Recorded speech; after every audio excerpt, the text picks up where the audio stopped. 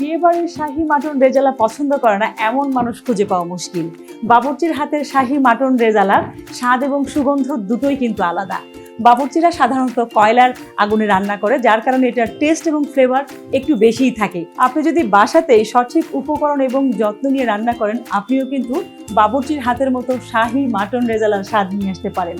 চলুন দেখা যাক আজকে আমরা তৈরি করছি খাসির মাংসের শাহী মাটন রেজালা। এবার আমি ইউজ করছি পুষ্টি সয়াবিন তেল। আমি এখানে হাফ কাপ পরিমাণ তেল ইউজ করব। যেহেতু এই রেসিপিতে আমরা ঘিয়ের ব্যবহার থাকবে, তাই প্রথমে তেলের ব্যবহারটা কিন্তু আমরা পরিমাণ মতোই দিব। আমরা একটু ওয়েট করছি তেলটা গরম হওয়া পর্যন্ত। তেলটা মোটামুটি গরম হয়ে গেছে। আমরা দিয়ে দিচ্ছি 2-3 টুকরো দারচিনি এবং সবুজ এলাচ আর একটা তেজপাতা দিচ্ছি। আমরা অলরেডি কিন্তু একটা গরম মশলার একটা ফ্লেভার পাচ্ছি। এবার যে কাজটা করতে হবে, এখানে পেঁয়াজ কুচি দিয়ে দিচ্ছি। আমরা পেঁয়াজ কুচি দিব আমি এখানে হাফ কাপের মতো। এই রেসিপিতে 3 ধরনের পেঁয়াজ আমি ইউজ করব। শাহী মাটন রেজালা বলে কথা, আপনার কিছু কিছু ব্যাপারের কারণেই কিন্তু এই রেসিপিটা এত যুগ যুগ বছর ধরে আমাদের কাছে ট্র্যাডিশনাল হয়ে উঠেছে। পেঁয়াজ বাটা দিয়ে দিচ্ছি 2 টেবিল স্পুন, আদা বাটা দিচ্ছি 1 টেবিল স্পুন, রসুন বাটা দিচ্ছি এখানে 1 টেবিল স্পুন, লবণ দিয়ে দিচ্ছি এখানে স্বাদ মতো, হলুদের গুঁড়া দিচ্ছি হাফ টিস্পুন, লাল মরিচ গুঁড়োটা দিব 1 টিস্পুন,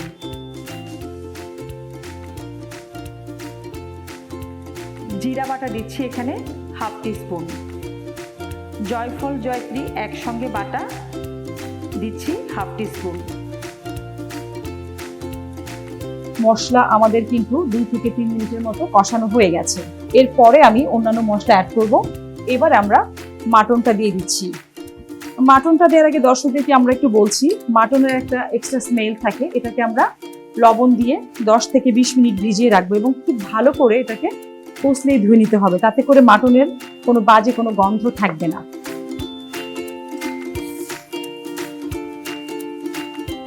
এবারে এটাকে আমরা কষাতে দিব। এভাবে আমরা ঢেকে রাখবো 5 থেকে 7 মিনিট। 5 থেকে 7 মিনিট পরে আমরা ফিরে আসছি। আমাদের কিন্তু অলরেডি 5 থেকে 7 মিনিট হয়ে গেছে এবং আমি দেখতে পাচ্ছি কালারটাও অনেকটা চেঞ্জ হয়ে গেছে।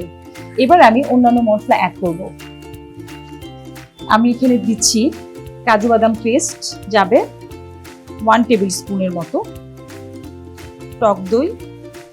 এই রেসিপিতে কিন্তু টক দইয়ের ব্যবহারটা থাকতে হবে, তাতে করে আমরা জানি যে মাটন হতে একটু সময় লাগে, আমরা কিন্তু মাটনটা খুব সফট হবে এবং টেস্ট তো ভালো হবেই।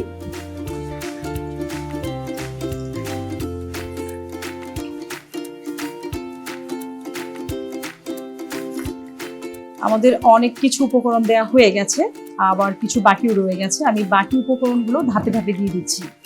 গরম মশলা পেস্ট খুব সামান্য একটু, হাফ টিস্পুনের কম আমি দিয়েছি এখানে। পোস্তদানা বাটা, এই রেসিপির জন্য পোস্তদানা বাটাটা কিন্তু লাগবে, তাতে করে টেস্ট অনেকটাই বেড়ে যাবে। আমি এখানে দিয়ে দিয়েছি 1 টিস্পুন।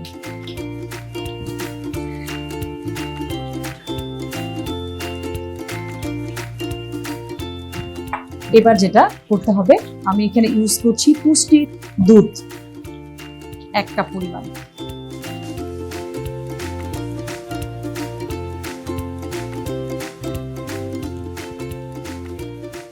এ পর্যায়ে আমরা ঢেকে অপেক্ষা করব যতক্ষণ পর্যন্ত মাংস সেদ্ধ না হয়। আমার যেটা মনে হচ্ছে মাংস সেদ্ধ হতে আমাদের 30 থেকে 35 মিনিট সময় লাগবে। ফিরে আসছি 30 থেকে 35 মিনিট পর। আমরা দেখতে পাচ্ছি আমাদের অনেকটাই কিন্তু মাখা মাখা হয়ে গেছে এবং এ পর্যায়ে আমাদের মাটনটাও কিন্তু অনেকটাই সেদ্ধ হয়ে গেছে। এবার যেটা আমি করব, আমার পরবর্তী যে ইনগ্রিডিয়েন্টসগুলো বাকি ছিল সেগুলো অ্যাড করে দিচ্ছি।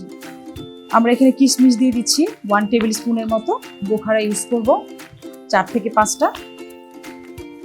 আমরা কাঁচামরিচ দিয়ে দিচ্ছি 5 থেকে 6টা, চিনি স্বাদটা বাড়ানোর জন্য। এই রেসিপিতে আসলে পেঁয়াজ বেরেস্তার ব্যবহারটা থাকতে হবে। আমি এখানে 1 টেবিল স্পুন পেঁয়াজ বেরেস্তা দিয়ে দিচ্ছি। যেহেতু আমার রেসিপি প্রায় শেষ পর্যায়ে, এবারে এটা স্বাদ বাড়ানোর জন্য আমি এখানে ঘি ইউজ করছি 1 টেবিল স্পুন। ফ্লেভারটাকে ধরে রাখার জন্য আমি একটু কেওড়া জল ইউজ করছি। এবারে ভালোভাবে একটু নেড়ে এবারে আমরা চুলার আঁচটাকে খুবই লো করে দিব। লো করে আমরা দমে রেখে দিব। এভাবে দমে রেখে আমরা 5 থেকে 7 মিনিট ওয়েট করছি। 5 থেকে 7 মিনিট হয়ে গেছে। আমরা দেখতে পাচ্ছি ওপরে কিন্তু তেলটা ভেসে উঠেছে। একদমই সার্ভ করার জন্য উপযুক্ত সময় আমাদের এখন। আমি বার্নারটা অফ করে দিচ্ছি। হয়ে গেছে, এবারে সার্ভ করব।